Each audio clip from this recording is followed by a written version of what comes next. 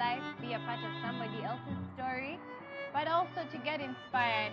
We look to bring you someone's story that will keep you thriving, keep you pushing, and don't forget that your dreams are valid and that you're a superstar. You're most welcome, Ms. Karitas. Thank you for giving us your time.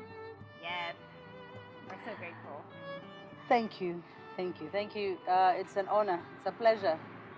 Yeah, thank you. And as always, you're looking amazing. Thank you. Yeah, I appreciate tell us your secret. Secret? None. It's just a happy heart.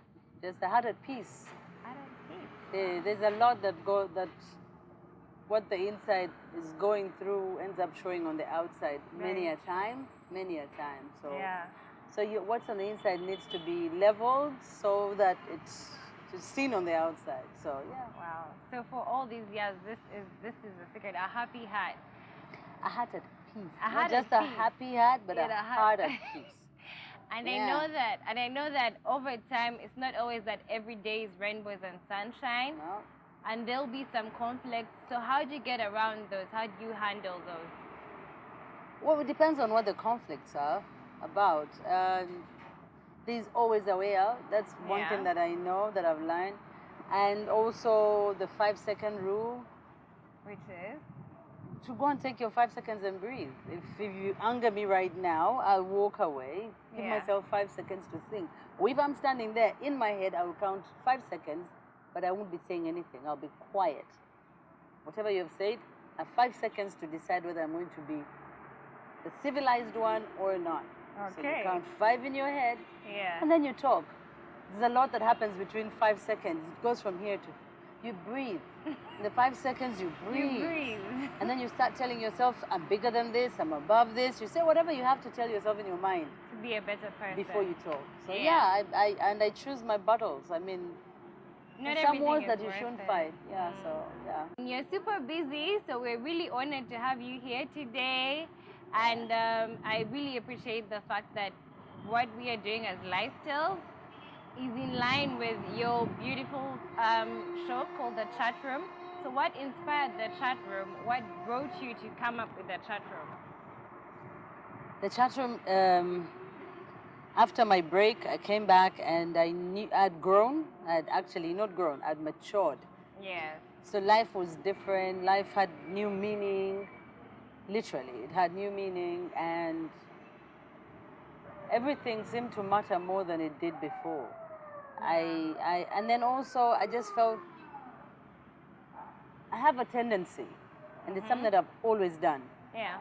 Anywhere I'm passing, even if I'm seated here and you guys just maybe walked in as clients or whatever, I always had this thing where I ask myself, I wonder what their story is. Like everyone, whether I'm at night, whether I'm on the street, someone I'm passing, I'm like, I wonder what their story is. I wonder if they've eaten today. I wonder if they're married. I don't know. Do they stay near the road? Do they stay far? Do they have somewhere to... Like, I find myself asking, because I believe everyone has a story. And because time and again we've been judged, being in the industry.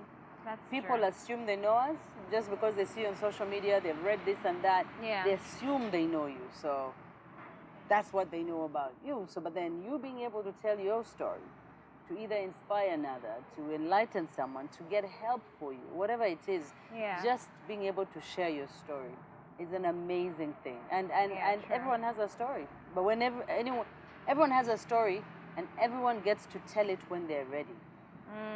So it's like when someone is going through a struggle, for you to share your story, you need to first overcome the struggle. You can't be telling about the struggle, how you overcame when you're still going through the struggle.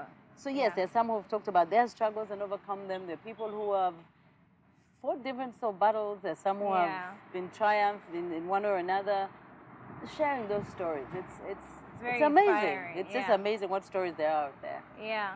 And amidst all this, so you work at Next Radio, and then you have the salon, and then you have chat room, and then I'm sure there's a lot other stuff that you have to do in there, including being an awesome mother. And so how do you balance all this, the family, work, you time, you as you? How do you do all of that? How do you balance all of that? The first thing that I always do is, that I've done, is to find out what my why is. What's my why? I mean, why? Why do I get up every day? Why do I care? Why do I pray? Why do you do everything you do? Yeah. What is it? What are you doing? What's the whole point? What for? When you work and do things without a why, you're literally walking blind. That's You're just true. going. You're No scattered. You're just direction. going. No direction. Yeah. But my why that got me, and the why came in the right time, are my boys. Yeah. So it's them. I mean, everything at the end of the day, I'm not working for myself. It's about No, them. it's about them. It's I want to know is the even when I shout and scream about the environment, it's about them.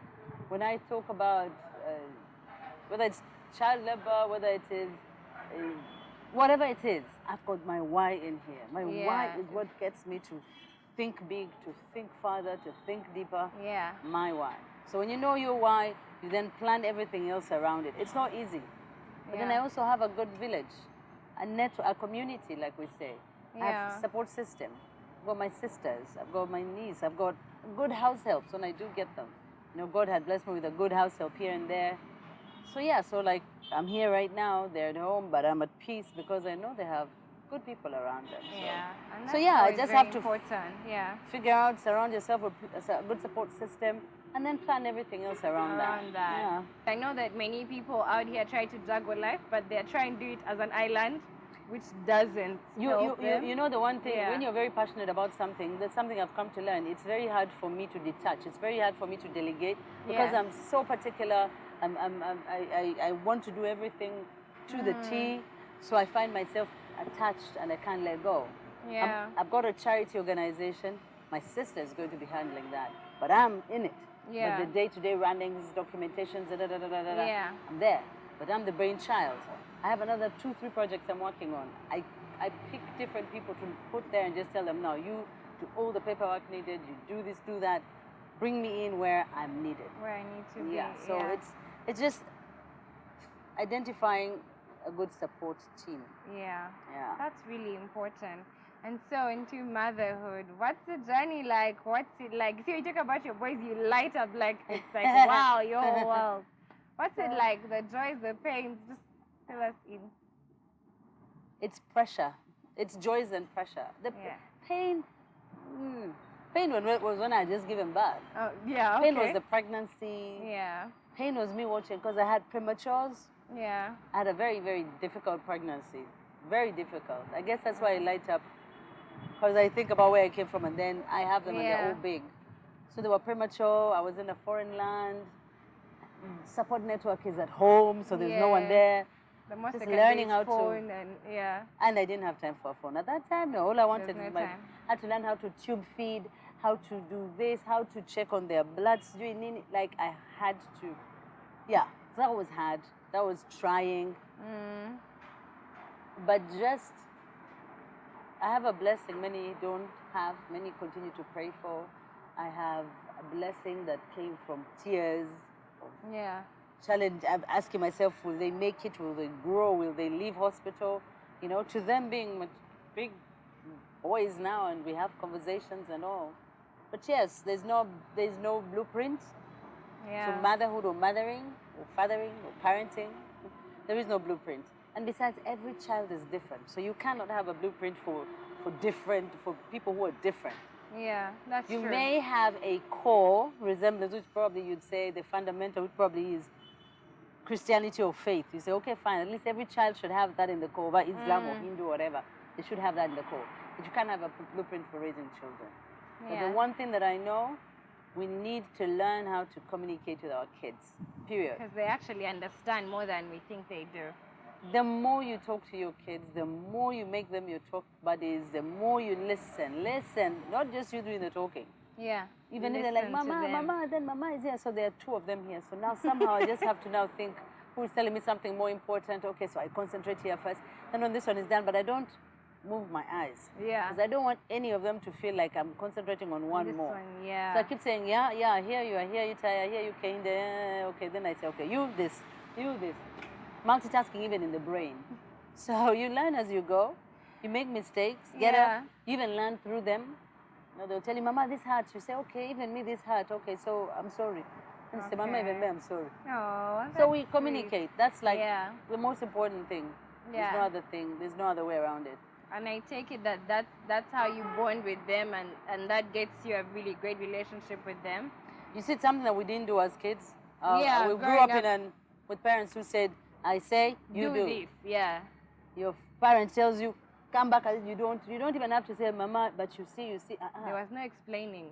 And that, it's just God that helped many of us. Yeah. We learned as we went along, but there are times when I'd sit and say, "Kala, if Mommy had listened to me at this time and this time." Yeah, this would have been different. And besides, it's a different era right now. There's a lot of pressure and noise on the outside. We need to help our children cut out the noise. Yeah. And that way, we can only do that by communicating and creating that companion, that friendship that allows you to talk and listen to each